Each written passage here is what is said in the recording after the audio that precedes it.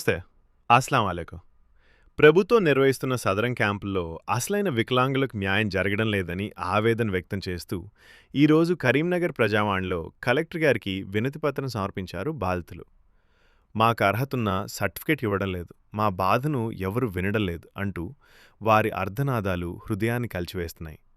నిజమైన అర్హులైన వికలాంగులకు సర్టిఫికేట్లు ఇచ్చి వారికి న్యాయం చేయాలని వారు నా పేరు వెన్నం శ్రీనివాసు, వికలాంగుల ఎన్జిఓ జిల్లా ప్రధాన కార్యదర్శి కరీంనగర్.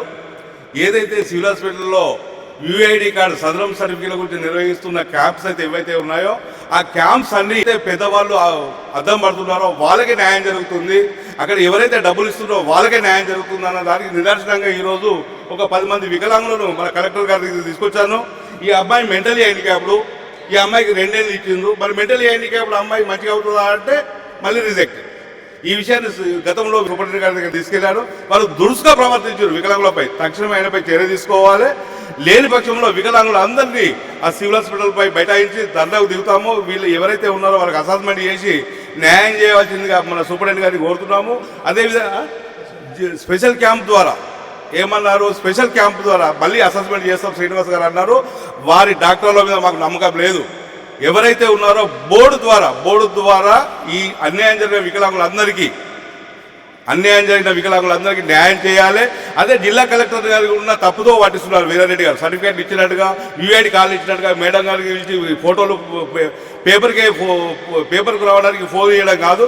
న్యాయంగా జరిగే వికలాంగులు అందరూ ఎవరైతే ఉన్నారో, అన్యాయం జరిగే వికలాంగులు అయితే ఉన్నారో వాళ్ళందరినీ ఈరోజు మేడం దగ్గర తీసుకొచ్చినా కంపల్సరీ ఈ మేడం దృష్టికి తీసుకెళ్తాను.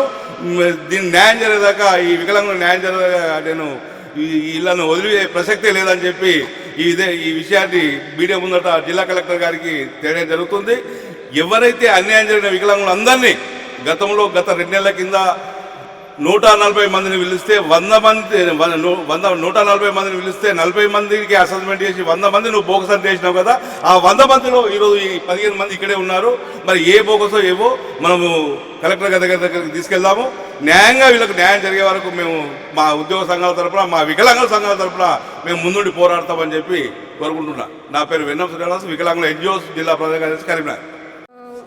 మాకు పింఛని ఎప్పటి నుంచో రావట్లేదు. 2019 సంవత్సరం పెట్టుకున్నాం.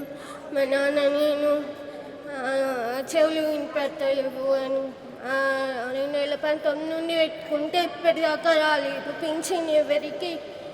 దానివల్ల చదువు కూడా పూర్తయింది, కానీ జాబ్స్ కూడా దొరకట్లేదు. నాకు బాగా కష్టమవుతుంది, ఉపాధి దొరకటం లేదు మాకు ఇంట్లో. నా మిస్సెస్కు హ్యాండిక్యాప్డ్ ఉన్న టెంపరీ సాధారణ సర్టిఫికేట్ ఇచ్చారు. రెన్యువల్ కని పోతే రిజెక్ట్ అని చూపించారు. అది పూర్తిగా గవర్నమెంట్ ఏం పరిష్కారం చేయడం లేదు. ప్రస్తుతానికి ఆమె ఒక చెయ్యి సరిగ్గా పూర్తిగా లేవలేకపోతున్నది. అయినా గవర్నమెంట్ ఏం చేయలేకపోతున్నది.